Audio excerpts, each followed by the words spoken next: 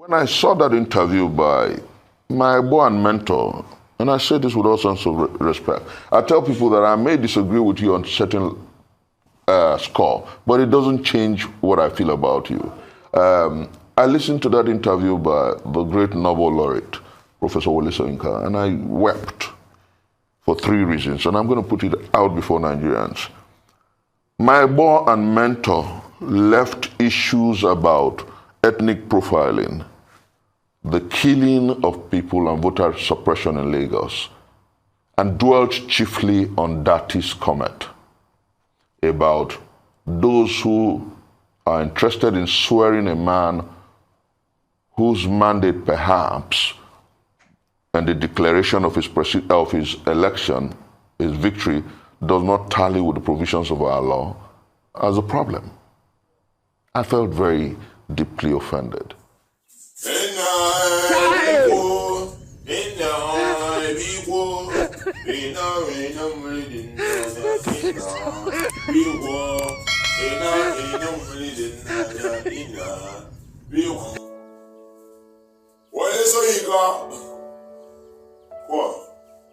Is that meet your watch? You want to do debate with Obidatigo? I tell you something. The teacher will teach you that time. You don't know what fit about. You don't know internet. The one will teach Obidati na young boy. When there's a debate, see person will go challenge you. I tell you something. The one talking, I say the least in Labour Party will challenge you on debate. Because you know alright. Send your answer promise on curious. Why see we're standing on our right. Nothing we do. I don't want to take too much. All I'm just making you, if you know you're on this channel, by mistake, by some good order, scrap. I don't understand how we're having like more than 10,000 views, 1,000 views, and I will not have up to 1,000 subscribers. Please subscribe. Subscribe. That's our target. When I reach that total, don't worry what I'm going to do. My channel is going to change. I got a go. I'll make you subscribe to the channel and like this video. Share this video. I tell them to subscribe. Can't you go? Once the video, what he curious, message think about what they want to say do. They will bring our history of what they say where he used to go on one war to terrorize a radio house. And the arrests are telling him, at that time he was young. I tell them now we are young. When we go old, we go advise the young. Allow me make I do my mistake to learn my ladies. Do it! What's the video? Like I noted, the witch cried last night, the child dies this morning. All that you see today in the Labour Party is about a fear of a certain political party and those who hold a mandate that is not truly theirs. I'm minding my words. Those who purportedly won an election but cannot celebrate. Those who, after an election, are still campaigning. Those who are doctoring phone calls and faking information because they want to earn some mileage against a candidate who, as it were, won the election. And that's why we're in court. You asked us to go to court. We're in court. Why not just allow the legal process? Why not just allow the judiciary? Why are you trying to twist the Labour Party? Why are you trying to twist the obedient movement? That's what they are. And you see, let me make this very clearly known, that the issues are beyond these politics and these diatribes. The issues are fundamentally clear. On the 25th of February 2023, Nigerians voted for a candidate, and they know they know the candidate they voted for. That is why there's some kind of melancholy, some kind of uneasy calm, some kind of clearly what you call the peace of a graveyard. The man who they declared winner in the wee hours of the 1st of March, we don't even know where he is. Then what makes it much more curious is that they have found it impossible, almost impossible to celebrate their victory. Now, what they're doing is junketing the world trying to get lobbyists to make nations congratulate them. Where does that happen? Democracy is a government of the people, for the people, and by the people. If you win the people, they will celebrate your victory. If you didn't win the people, that's why we're where we are. But I tell you, and I want to say this clearly, Nigerians are listening to me, the Labour Party is lucky to have a monstrous, fierce and passionate movement. Like they have a defense that is watertight, called the Obedient Movement. Most of us are not members of the Labour Party, but we're defenders of the mandate of Peter Gregory Obi. And we're fierce, we're intellectually sagacious. We're good at the internet. Chris, we're good at PR management. Are you not bothered? Do you worry that somebody like Professor Soyinka, who by his own confession, had a thing going for Peter Obi and declared, publicly that he didn't want, either of the two candidates, Ashwaji Bola Ahmed Tinubu, who has been declared winner, and Atiku, because of the age bracket and the political class that they belong to. But then he's saying that because Obi is not able to call his guys to order, people might be disappointed in you. Steve, let me say this. There's something about the universe that's absolutely exciting and interesting. The first time we really had a debate on this, it was with you on air. I remember I used the word that the Obedients are not unruly. They may be fierce, but not rude. And interestingly, we're back on it. Beautifully, let me say, that if in this contestation, the entire political process, if there is any movement that has been very civil, it's the Obedient Movement. And I'll tell you why. We have not deployed ethnicity or religion in our debate and contestation.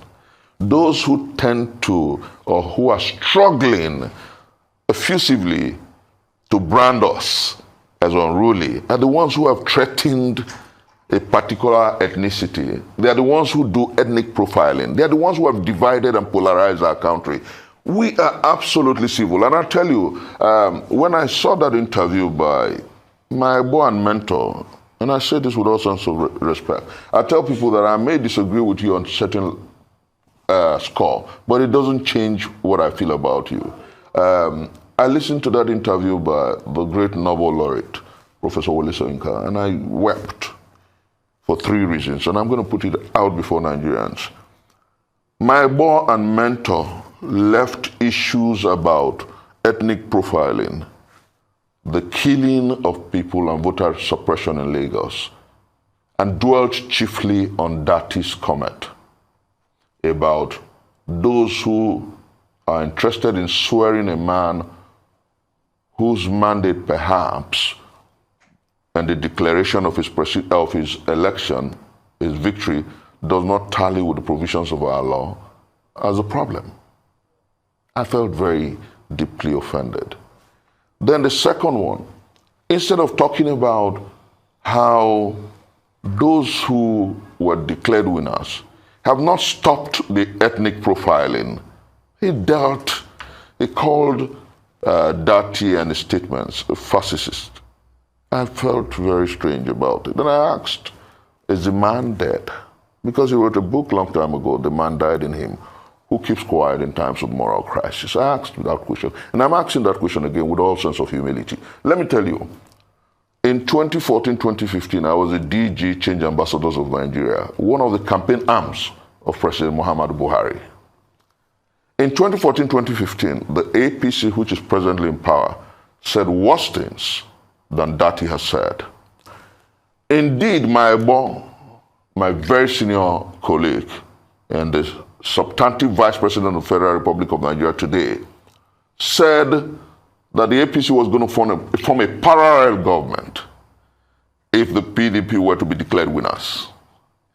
Some others went as far as saying that it's clearly not like that democracy will die should the PDP be declared winners. And I wonder why we have all forgotten all that. And clearly we have the worst electoral larceny in our country's history. Clearly we have the worst electoral fraud in our country's history. Do you know what happened on the 25th of February and what happened on the 18th of March? Beatified Iwu's 2007 elections. That was an election that Yar'Adua openly admitted that was largely flawed. But that election comes to excellence when you juxtapose it with what happened on the February 25th and March the 18th. So why won't you beat a child and you refuse us the right to cry? You have asked us to go to court and we have gone to court and you're uneasy. What do they want? They're saying don't heat up the polity. They are saying moderate what you say.